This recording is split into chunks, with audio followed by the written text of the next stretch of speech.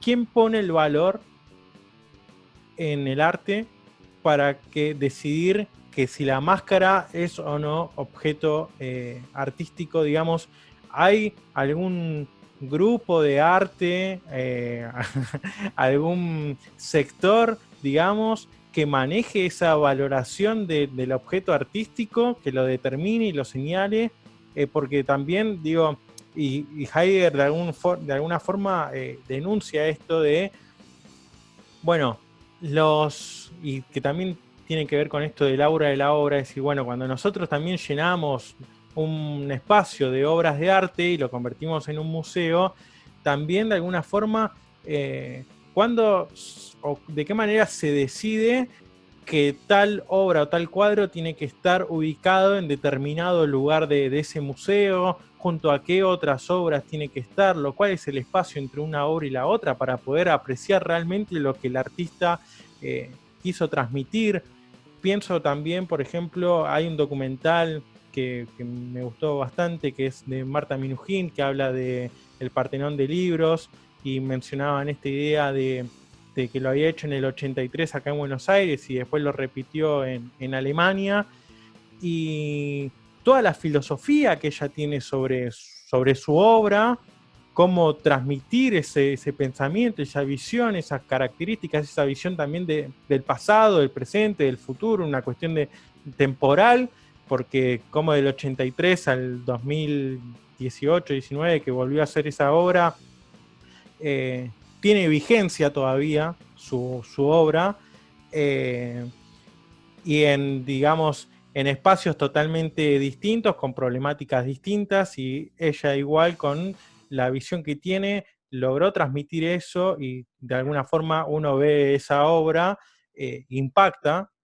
Entonces, ¿quién va determinando esos espacios, esos valores, la ubicación, cuándo se exhibe, si se guardan esas obras que uno tiene entendido? Decir, bueno, también hay artistas que quizás en vida no valen nada o no tienen un valor económico alto, y de un día para el otro alguien pone el dedo que tiene o compró todos los cuadros y dice, no, bueno, esto es ahora lo que vale en el arte.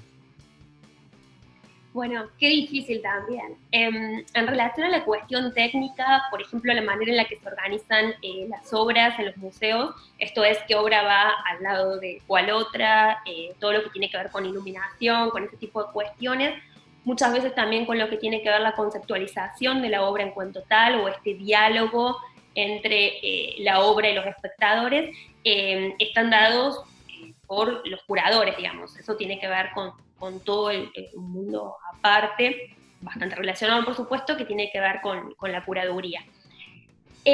Me gustó mucho que trajeras a colación a Marta Minujín, porque, bueno, además que es una artista que me gusta mucho, una cuestión que me gustaría rescatar en ella y en su tipo de arte, es que en estos tres, digamos, nosotros hablamos de dos elementos en el mundo del arte, y hablamos de una artista y una obra.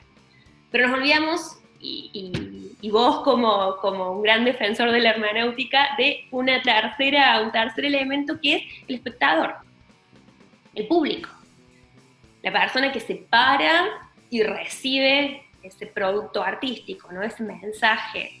Yo siempre digo, cuando mis alumnos me dicen, bueno, Flor, ¿pero qué es el arte? Yo siempre les digo que, bueno, que el arte es esencialmente comunicación. Hay muchas teorías al respecto, hay muchas observaciones que ya puede ser que vengan del sentido común, una apreciación personal o de algún estudioso del tema. Respecto a algunos consideran que el arte es emoción, que el arte es sentir, etc. Yo creo que es esencialmente comunicación. Hay algo que se está intentando comunicar. Si yo creo una obra de arte, nunca la muestro a nadie, y no sé, muy difícilmente eso pueda ser llamado arte, ¿no? Es evidente que este factor comunicacional entre ese producto artístico que yo creo, es evidente que tiene un contenido eh, conceptual que necesito que alguien vea, que estoy buscando transmitir, ¿está bien? Entonces, en ese sentido, me hace acordar un poco a esta pregunta filosófica clásica, digamos, por la existencia. El árbol que cae en el bosque, nadie lo ve si existe o no. Bueno, creo que hay un poco de eso en relación a una obra que no tiene un espectador, por ejemplo. En el caso de Marta Minujín, volviendo a esta cuestión, creo que este tercer factor que es el del espectador, es crucial en su obra.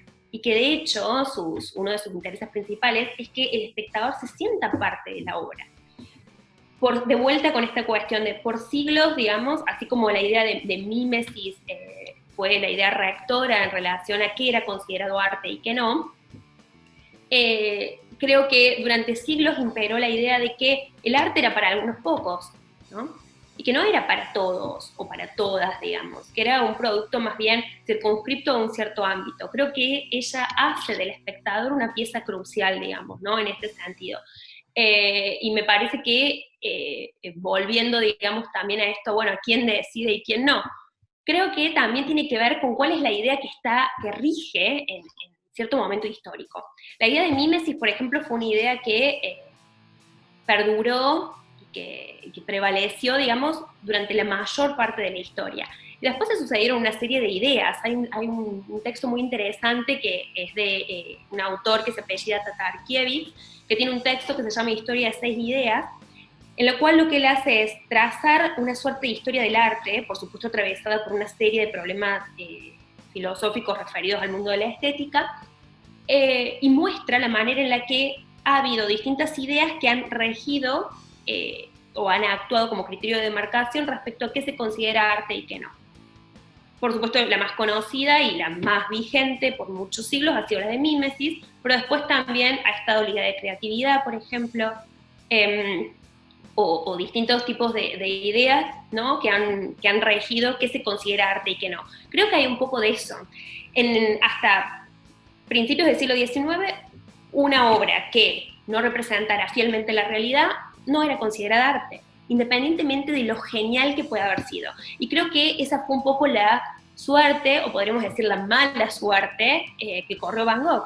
En esto que vos decías, que bueno, que un día de repente una persona que nunca vendió una obra en vida, boom, pasa a vender un montón de obras, ¿no? Creo que fue un poco lo que a Van Gogh le pasó esta cuestión.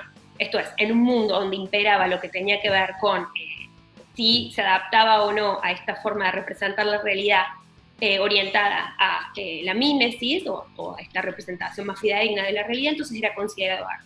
Y todo aquello que se salía de esa norma, bueno, era cualquier otra cosa menos arte. Una manifestación de otro tipo y demás, pero no gozaba de la posibilidad de ser considerado arte. Y creo que de eso depende un poco. La diferencia quizás en un mundo como el de hoy es que ya no existe o no necesitamos de una única, por suerte, de una única idea rectora, sino que son muchas las ideas y los criterios que conviven. Entonces, de repente, si alguien crea desde la mímesis, pasa a recibir el mundo del arte, y quizás si alguien pone una silla, por ejemplo, en el Carafa, acá en Córdoba, también tiene la suerte de ser considerado arte, ¿no? Y también pensaba a partir de esto que vos decías, y retomando lo de Minujín, creo que también una de las cosas que yo, lejano, sin comprender cuál es el motivo general de toda su obra artística, en este específico de Minujín, ver que la gente, el espectador, cómo forma parte de la obra, no solo en tanto espectador, sino también en esta posibilidad que tenían en cierto momento de ingresar dentro de ese partenón de libros, de elegir un libro que te llame la atención y llevarte parte de esa obra con uno, ¿no? Entonces, ¿cómo este juego, esta interacción? Porque está bien, en otros estilos artísticos y quizás en el realismo esto pasa, que uno se encuentra con el cuadro y lo ve y lo aprecia y se impacta por la calidad, por las características que tiene, pero queda únicamente ahí como espectador sin, digamos, de alguna forma más diálogo que la conmoción o cómo a uno lo conmueve esa imagen en primera instancia. Y sí, también coincidía en el hecho de la comunicación del arte, de que el arte habla y que también supongo, así pensándolo rápidamente, que si un artista o yo me pongo a escribir un texto, creo que aunque sea inconscientemente hay una cierta intencionalidad de que sea leído, si no, no haría la obra. Entonces, también otro de los tipos de arte que pensaba, en los que uno quizás